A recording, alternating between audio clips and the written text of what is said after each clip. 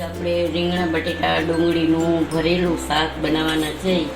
તો મેં એના માટે એક નાની ચમચી ખાંડ લઈ લીધી છે, તલ છે અને એક નાની ચમચી તલ છે, ધાણા ભાજી છે અને સિંગનો ભૂકો છે. તો એ 2-3 ચમચી સિંગનો ભૂકો છે. આટલી લસણની ચટણી છે અને ધાણા જીરું,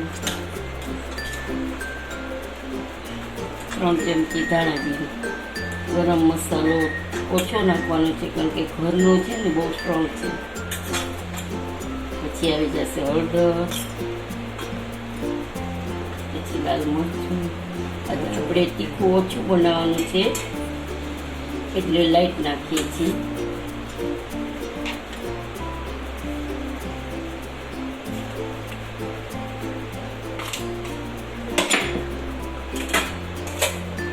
અને એક નાનું ઝીણું સમારેલું ટમેટું આપણે નાખી દઈશું. પછી થોડુંક ઓઇલ નાખશું.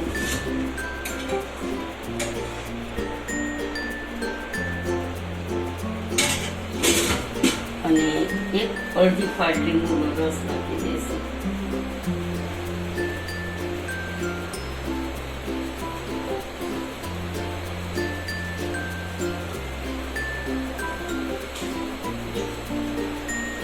ચાલો, આપણો મસાલો રેડી છે. હવે ટમેટું ઝીણું સમારી લઈશું. 1 2 3 સ્ટાર્ટ. જો ગાઈઝ, આ ડુંગળી છે અને આ રીંગણા છે, એમાં કાપા પાડી લીધા છે મેં. અને આ બટેટા છે, બટેટીમાં નાની બટેટીમાં કાપા પાડી લીધા છે. તો આપણે આ મસાલો, ડુંગળી, ટમેટા બધું નાખી અને રેડી કરી લીધું છે. ડુંગળી નથી નાખી, સોરી, ટમેટા જ નાખ્યા છે. ઝીણા સમારીને અને બધો મસાલો મિક્સ કરી દઈશું. પછી એવું લાગે તો થોડુંક તેલ નાખવાનું, પણ આપણે કંઈ જરૂર નથી.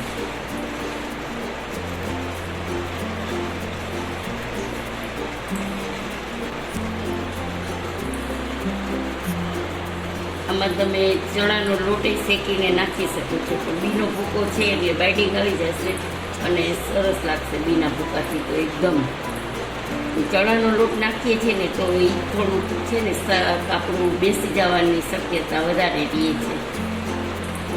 તો આનાથી આપણું શાક છે ને બેસશે નહીં અને મસ્ત સ્વાદિષ્ટ થશે.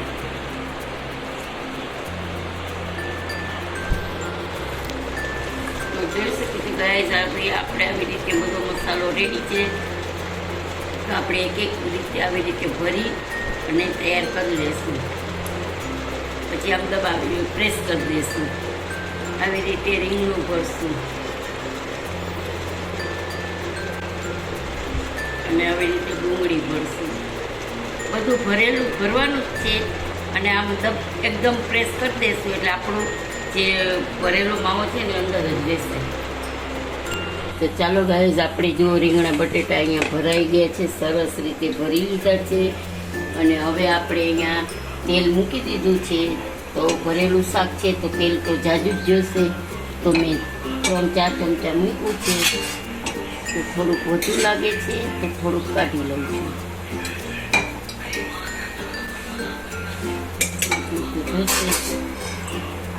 એટલે તેલ તો વધુ હશે તો જ સારું લાગશે. તો આપણું તેલ આવી ગયું છે ઓલમોસ્ટ. તો ખાલી હિંગ જ નાખવાની છે.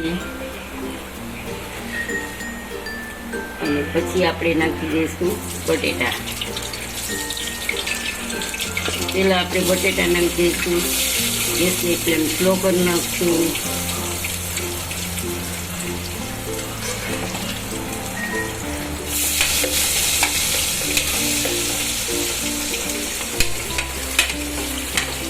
એટલો મસાલો આપણે રાખી દીધો છે.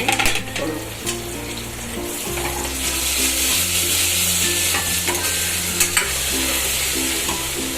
બટેટા નાખી દીધા છે. હવે 2 મિનિટ માટે આપણે ઢાંકી દઈશું કારણ કે બટેટાને થોડીક વાર લાગશે અને ડુંગળીને ને રીંગણાને વાર નહીં લાગે. અને આમાં મેં તીખું નહોતું કરવું ને એટલે આદુ મરચાંની પેસ્ટ નથી નાખી. તમારે એકદમ સ્પાઈસી કરવું હોય તો આદુ મરચાંની પેસ્ટ નાખી શકો છો.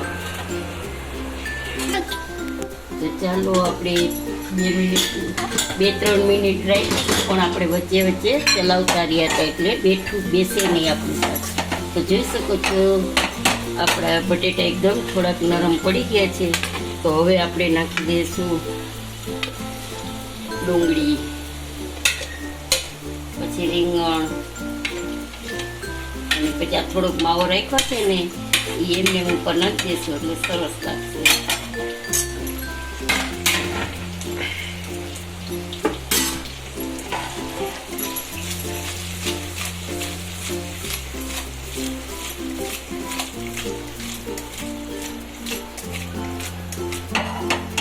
આપણે ચમચા વડે નહીં ચલાવીએ બહુ.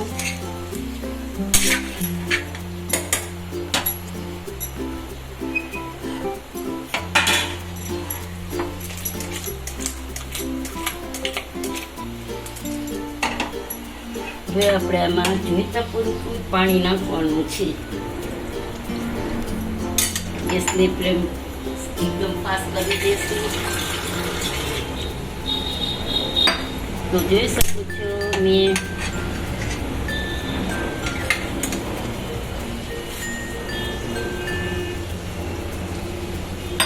બસ આટલું જ પાણી નાખ્યું છે, અડધો ગ્લાસ જેટલું જ પાણી નાખ્યું છે. હવે આપણે 3 વિસલ પાડવાની છે. આપણું શાક રેડી થઈ જશે 3 વિસલ થશે એટલે. તો જોઈ શકો છો ગાઈઝ આપણું રીંગણા બટેટા અને ડુંગળીનું ભરેલું શાક સરસ થઈ ગયું છે. બટેટા અને બધું ભરેલું છે જે જોઈ શકો છો તમે. આમાં ડુંગળી ભરેલી છે, રીંગણા છે, એટલે બધો મસાલો એવો સરસ જ છે. તો જોઈ શકો છો તમે આપણું શાક રેડી થઈ ગયું છે. તો આજની રેસીપી કેવી લાગી તે તમે મને જણાવજો. સબસ્ક્રાઈબ કરજો, લાઈક કરજો, બેલ બટન પ્રેસ કરજો અને કમેન્ટ કરીને જરૂરથી જણાવજો કે આજની શાકની રેસીપી કેવી લાગી તમને. Thank you. જય શ્રી કૃષ્ણ.